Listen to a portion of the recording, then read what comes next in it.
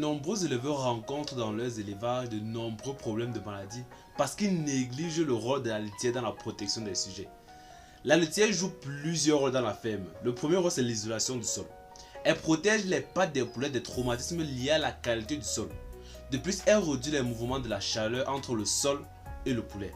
Elle joue aussi un rôle d'absorption de l'eau. Une bonne litière protège les poulets des pathologies liées à l'humidité telles que la coccidiose. Les fientes des poulets contiennent de l'eau qui doit être rapidement réabsorbée par la litière au risque de se fermenter et d'entraîner les maladies respiratoires chez les poulets.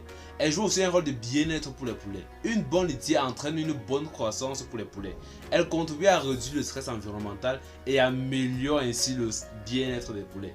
Dans cette nouvelle vidéo, je vais partager avec toi les types de litières qui sont recommandés pour la production de poulets de chair. Et à la fin, je vais également vous dire ce qu'il faut faire des litières mouillées. Vous savez, souvent, il y a certaines personnes qui portent souvent les abreuvoirs et là, ça se renverse et la litière devient tout à coup mouillée. Ou par exemple, vous avez déposé l'abreuvoir au sol, mais vous avez mal déposé et l'abreuvoir commence directement à couler. Après, vous venez voir que non, la litière s'est mouillée. Je vais également vous dire ce qu'il faut faire de ce genre de litière parce que si vous laissez trop longtemps, ou bien si vous adoptez un mauvais moyen pour la conservation de cette laitière, elle va entraîner des maladies respiratoires. Pour cela, je te prie de m'arrêter un like en tapant sur le gros pouce bleu, de t'abonner si tu n'as pas encore fait et d'activer la cloche de façon pour ne pas rater toutes nos prochaines vidéos, pour être informé ou notifié à chaque fois que nous allons mettre en ligne une vidéo. Bien évidemment, n'oubliez pas de commenter. Si vous avez des questions, il faut les mettre en commentaire. Si vous avez des futures thématiques que vous voulez qu'on aborde, il faut nous faire signe en commentaire et surtout, n'oubliez pas de critiquer. Car c'est grâce à vos critiques que je m'améliore, que j'améliore le contenu de la chaîne et que je fais d'autres vidéos pour corriger tous ces critiques. Si tout est fait, on se retrouve juste après l'intro de la chaîne.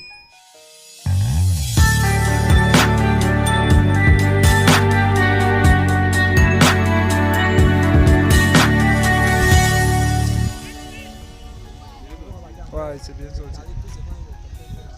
Salut à toi, j'espère que tu vas bien. Je suis l'agripreneur Baudric Foden et certaines personnes ont l'habitude et la coutume de m'appeler le phénomène de la production animale. Sur cette chaîne, je te parle principalement de tout ce qui peut faire doubler, voire tripler tes revenus dans le domaine de l'élevage et celui de l'agriculture. Entrons dans la thématique d'aujourd'hui. Quels sont les types de litières à utiliser dans l'élevage des poulets de chair? Et comme première laitière, et même la laitière la plus utilisée, nous avons le copeau de bois blanc. Je précise celle de bois blanc. Il faut éviter le copeau du bois rouge parce que celle-là peut provoquer des maladies respiratoires. Et comme maladie respiratoire, nous avons quoi? Le coryza infectieux. Il faut éviter le copeau du bois rouge. Et maintenant, quelle est l'épaisseur recommandée? Parce qu'il ne suffit pas de mettre, de balancer le copeau comme cela au sol. Non. L'épaisseur est de minimum 5 cm. Si vous pouvez mettre 8 cm, il n'y a pas de problème. Et comme autre type de litière, nous avons quoi? Les écorces de tournesol. Et l'épaisseur recommandée là-bas, c'est de 6 cm.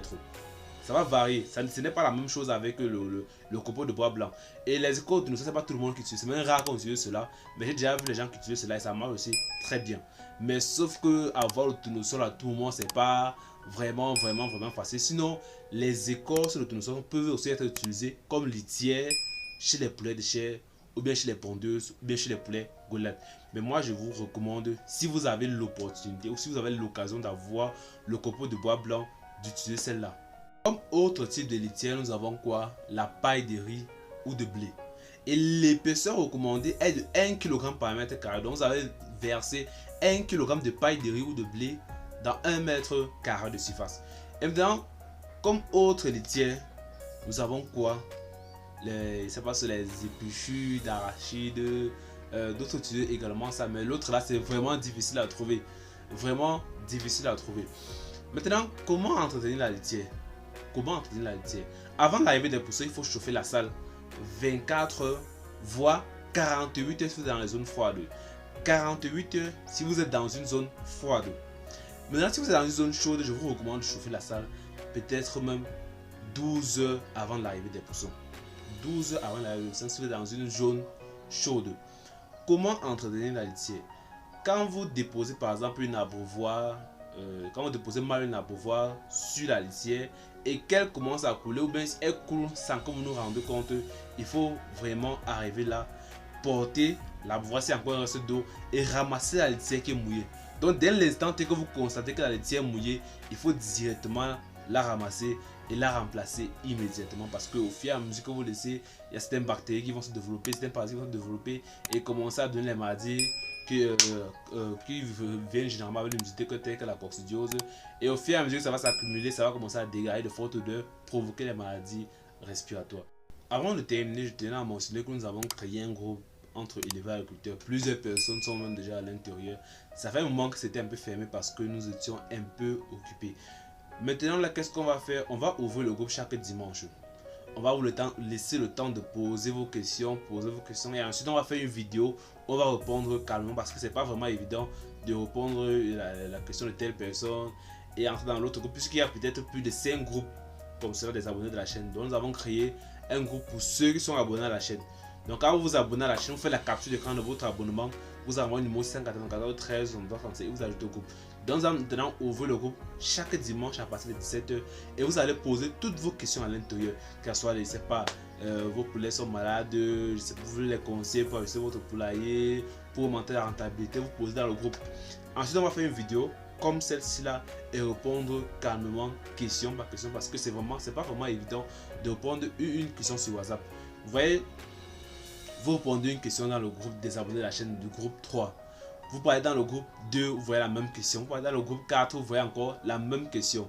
Donc on va globaliser ces questions et venir faire une vidéo, peut-être qui va sortir lundi ou bien les mardis, c'est-à-dire après le dimanche. Et on va vous mettre comme ça, vous allez voir les problèmes que d'autres personnes rencontrent.